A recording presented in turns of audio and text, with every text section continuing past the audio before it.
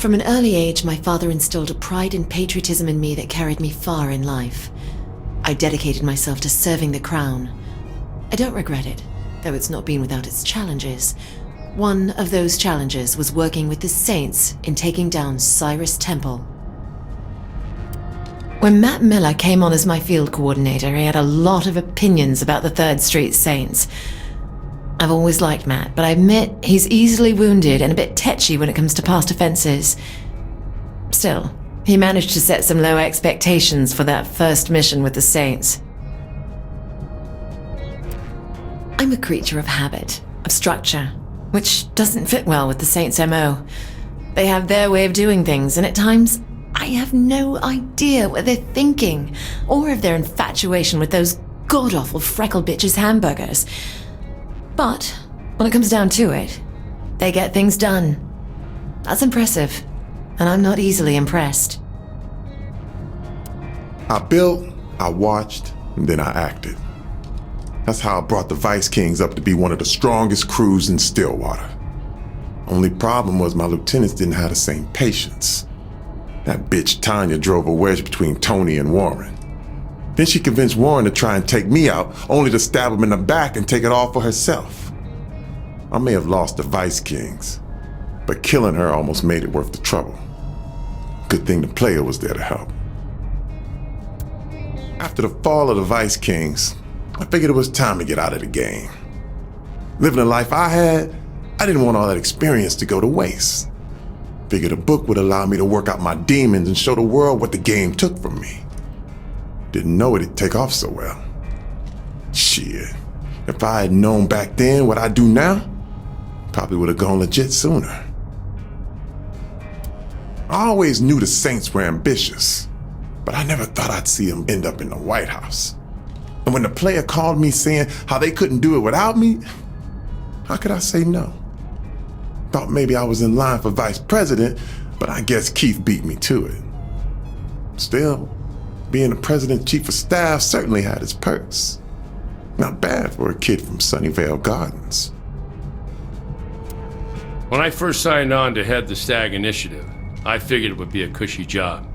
After all, pitting a military organization against common street thugs seemed like a one-sided battle. The Saints changed that perspective quickly. Monica Hughes had no idea what she was sending me into. The leader of the Saints is insane. We expected them to tear through Steelport, but no one knew what they were really capable of. After they destroyed that aircraft carrier, Hughes should have approved the data list right then and there. I'll never regret that night I had with Kia. She opened my eyes to things I'd only seen in Guam. What does she call it? The helicopter. There's no way they teach that in basic training. I gotta admit, I didn't think much of the boss when they first joined the crew. I thought there was no way they were gonna make it through being canonized, let alone be any help taking over Stillwater. Hell, they didn't even talk back then. But after that shit with the Vice Kings, I knew we found ourselves one hell of a saint. There's nothing the boss can't do. Things ain't ever been easy for the Saints. First, we lost Lynn to the Rollers back in Stillwater. And then Julius tried blowing up the boss and the Saints fell apart. And after getting the crew back together, the Brotherhood had Carlos killed and... Aisha. Well, I lost her to the Ronin. And then fucking Philippe Loren tried taking me out, only to have Zinyak come in and snatch me from the Saints anyway. Like I said, shit's always been rough. Aisha's death, it hit me really hard. I thought I'd made peace with it, but Zinyak's fucking simulated hell took its toll. You know, I know the whole point was that I'd never be able to save her, but that shit would never stop me from trying. The boss didn't show up to help. I don't know how much longer I could have kept it together. When the Vice Kings stopped being about protecting Sunnyvale, I knew it was time to get out of the game. I was hoping that Benjamin could keep the city locked down, but years passed, and it ended up being the same old shit. Only this time, The victims were the people in Saints Row. I thought the Vice Kings was a cautionary tale that I learned something from. That if I built a new street gang, I could control it, not make the same mistakes King did. I was so fucking naive. I knew early on what it was I let loose on Stillwater. The Playa was reckless and uncaring. Left a wake of bodies pointing right back at us. Think more of the city was destroyed than saved in the end. Sure, the Saints were taken over, but at what cost? I couldn't risk letting a sociopath run things, so I did what I had to do. Never thought the bastard would survive the explosion. I don't regret much. You make your choices, you live with them. But if I could take anything back, it would be the way things ended up with Angela. It was all fun and games for her. She wanted to be just like Benjamin. I shouldn't have let her get in so deep. Okay, I'm going to say this again. Why did we work with Matt Miller? Did everyone forget what he did to me back before I joined the Saints? I mean, come on! He set me up to be fired from the FBI and got all my ideas completely discredited just because they think I'm into kink? The truth of that aside, he ruined my life and now he's a good guy? This just isn't fair! First, I told the FBI. Then I told the Saints. Then I told the President and the entire Secret Service, and still they wouldn't listen. Now here we are, abducted by aliens and trapped in technology far beyond what we had on Earth. You know, if I'd only got the budget for my planetary defense system, we wouldn't be stuck up here dealing with the Zin. I mean, it would only have cost $3.1 billion. Hey, I tried to warn the military, but they didn't want to listen to the press secretary. Oleg is one of the best things that ever happened to me, and right now it feels like the worst. I'm up here trying to save us from captivity and psychological torture, and all I can think about is him. He's the only one who ever truly understood what I was saying. I never thought I'd meet someone with an intelligence nearly matching my own who made me feel like I wasn't constantly missing something in my life.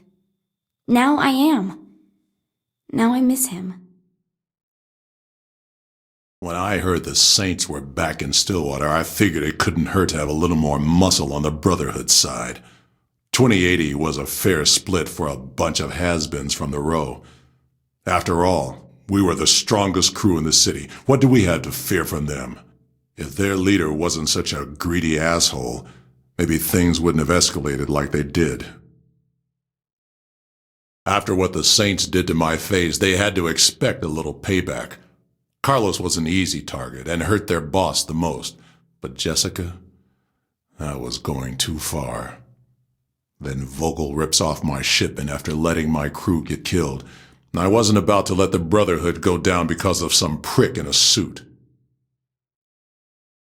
I thought I had that saint dead to rights. I mean, they couldn't kill me in my own home. What chance did they have to survive my trap? I had the perfect setup. Even used the truck that killed Jessica for a little poetic justice. But it didn't matter.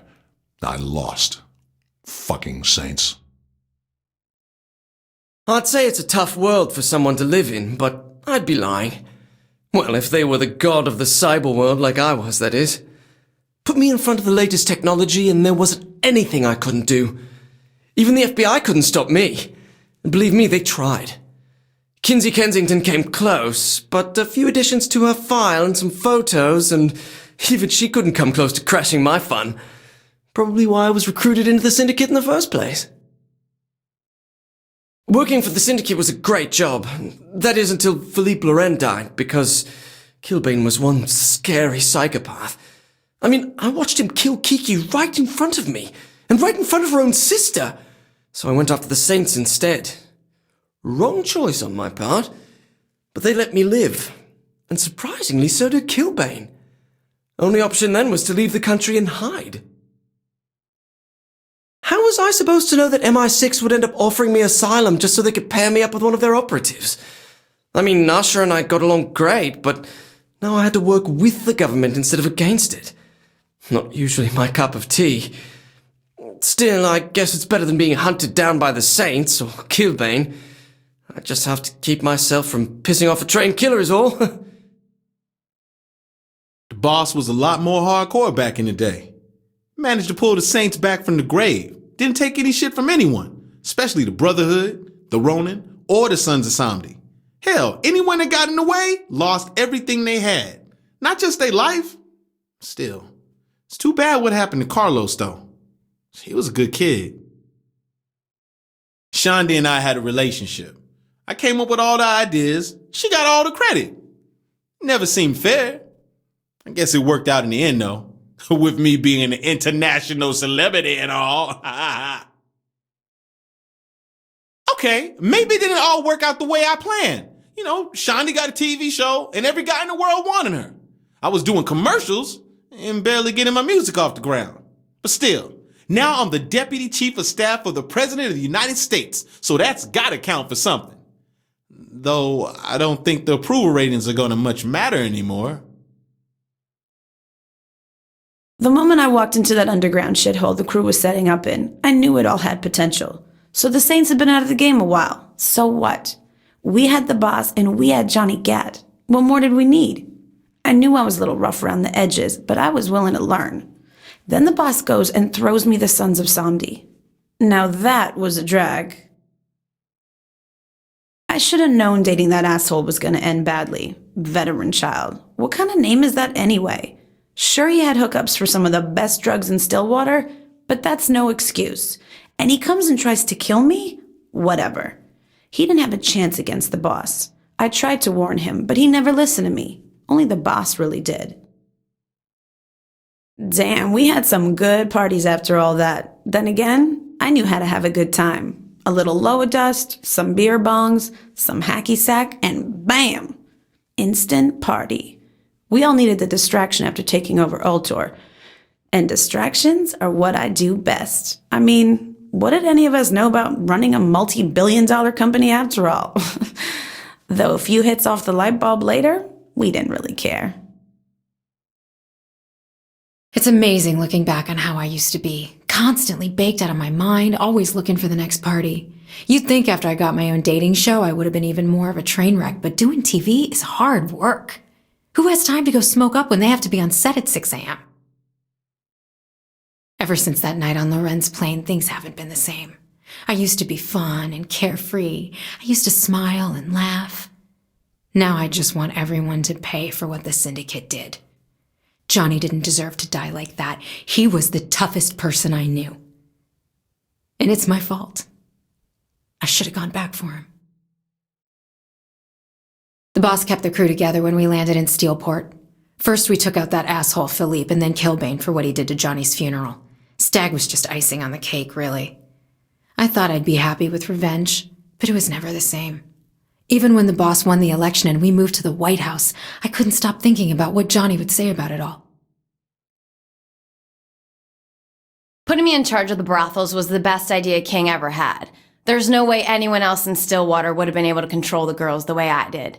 It brought in the money, it brought in the clients, and it would have been the backbone of the Vice Kings if Gat and all the Saints hadn't ruined it all. King never had the control he thought he did over the Vice Kings. It was all me and Warren keeping things running. Well, mostly me. Warren's ego got just as big as Benjamin's in the end. He thought the two of us would rule the city. Guess he didn't know me like he thought he did. Warren, Tony, Alderman Hughes, I had them all wrapped around my finger. They would have died for me. Come to think of it, I guess they did. I'm not the first actor to move into politics, but I'm one of the better ones. Theater, film, television, animation, commercials. Shit, I've even done video games. Though video games aren't exactly renowned for their storytelling. Still, I'd conquered acting. By the time I got the call from the Saints, I was ready for something new. How did I go from award-winning actor to Vice President of the United States? Hell if I know. But when the head of the Saints calls you up and makes you an offer, well, it's something you consider. I liked the idea of being a statesman, having my name in the history books. It's a hell of a dream. Plus, I look good in a suit. I'd look even better on money. Zinyak kicked the stool out from under my political aspiration when he and his armada showed up. One of the worst things you can do is piss off America. Now, I don't necessarily agree with how the president is handling these things. Seems there must be a better way. I'm not saying I'd do better, but shit, maybe that's exactly what I'm saying. If I had the chance, anyway.